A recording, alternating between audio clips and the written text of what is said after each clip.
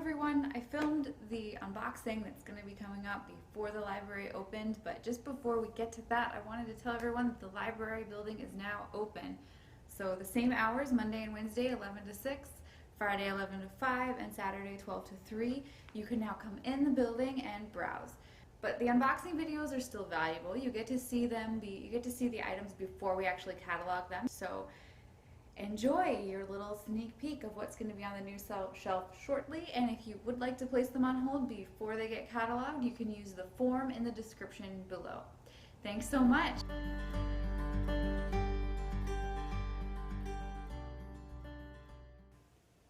Hey patrons, it's Larissa. I'm doing another unboxing today. I've got a big box of what I think is going to be all adult fiction.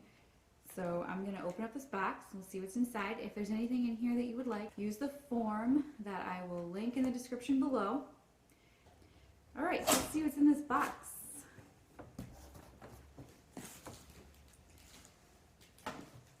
The Chanel Sisters by Judith Little. Two ambitious women who dare to envision brilliant futures for themselves and refuse to settle for anything less. Judith Little has created a fascinating behind-the-scenes look at a rags to riches of fashion's most interesting icon. It's a historical fiction. Ring Shout by P. Djèlí Clark. Ring Shout is a fearless punch in the heart and head, fantasy, hellacious action, and complex characters, along with an unflinching look at the terrifying nature of racism. Sounds like a really interesting fantasy. Here's what looks like a sci-fi. To Hold Up the Sky. I'm not actually sure how to pronounce this author's name, but he's Chinese. Recognized across the globe as one of the greatest minds in science fiction. And To Hold Up the Sky, we have the pleasure of joining him on his journey through 11 short stories. Oh, so a sci-fi short story collection. That's interesting. He wrote the Three Body Problem trilogy, which is hard sci-fi. So it's, for those of you who are into like really hard sci-fi that typically goes way over my head, that this author would be great for you.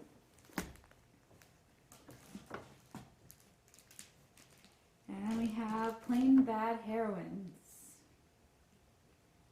Brimming from start to finish with sly humor and gothic mischief, Plain Bad Heroines is a brilliant piece of exuberant storytelling by a terrifically talented author. And that would be Emily M. Danforth. And apparently it's also illustrated by Sarah. Yeah, there are some illustrations throughout. A wickedly whimsical celebration of the art of storytelling, sapphic love, and the rebellious female spirit.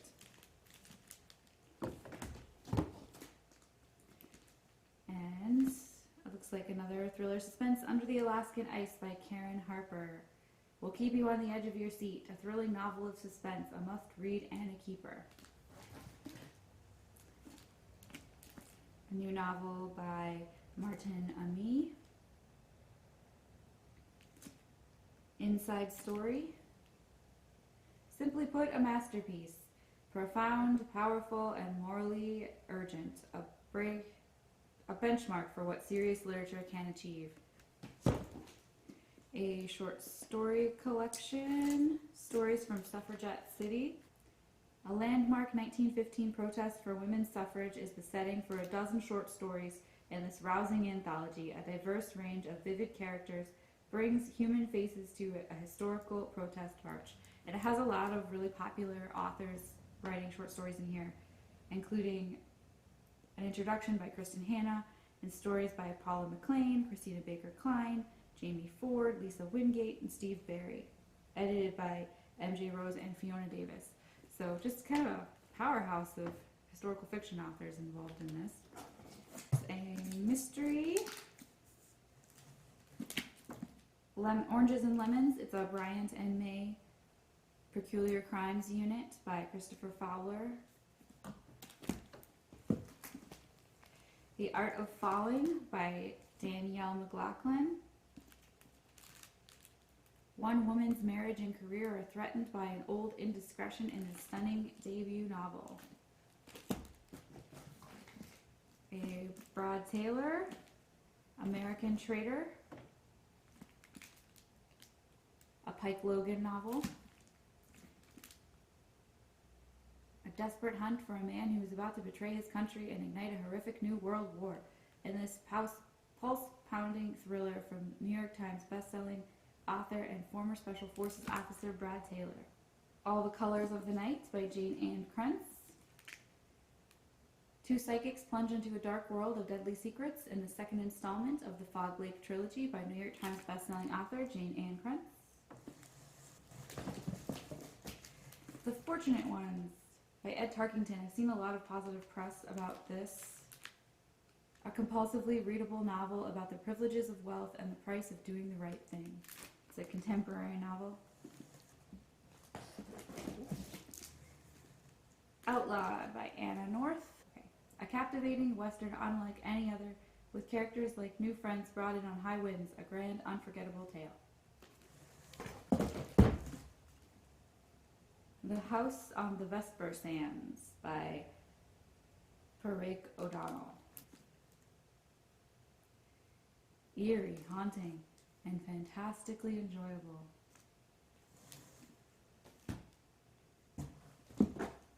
This one's also been getting a lot of good press. Black Buck, a novel by Matteo Ascaripour.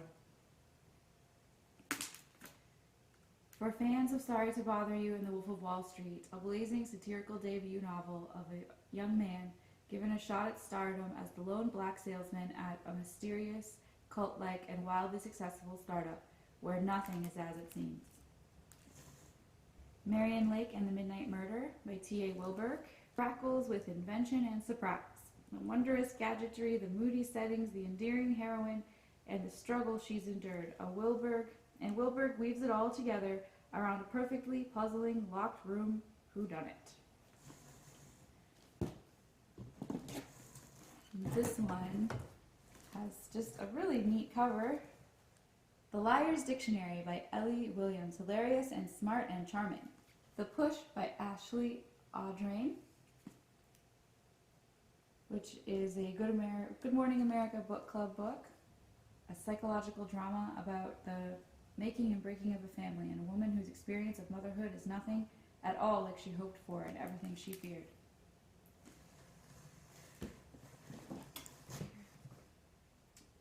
Pickard County Atlas, a novel by Chris Hardy Thornton.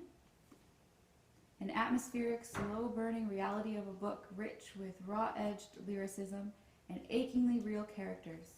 That's a quote from Tana French. All right, The Charmed Wife by Olga Grushin. Cinderella married the man of her dreams, the perfect ending she deserved after diligently following all the fairy tale rules. Yet now, 13 and a half years later, things have gone badly wrong, and her life is far from perfect. One night, fed up and exhausted, she sneaks out of the palace to get help from the witch who, for a price, offers love potions to disgruntled housewives. But as the old hag flings the last ingredients into the cauldron, Cinderella doesn't ask for a love spell to win back her Prince Charming. Instead, she wants him dead.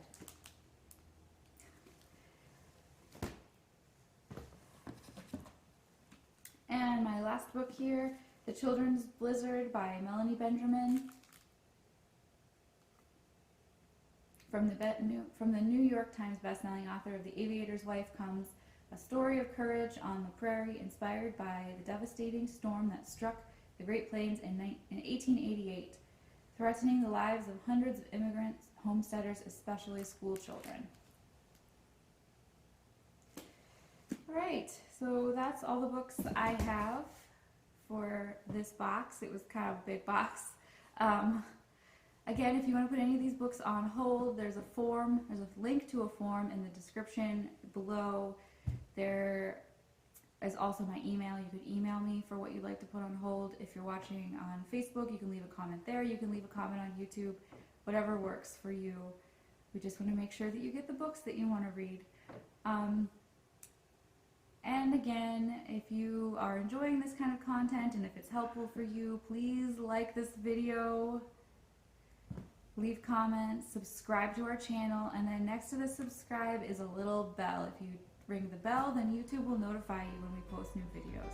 So you can see whenever we post a program or an unboxing or whatever it might be. Thank you so much. Have a great day and happy reading.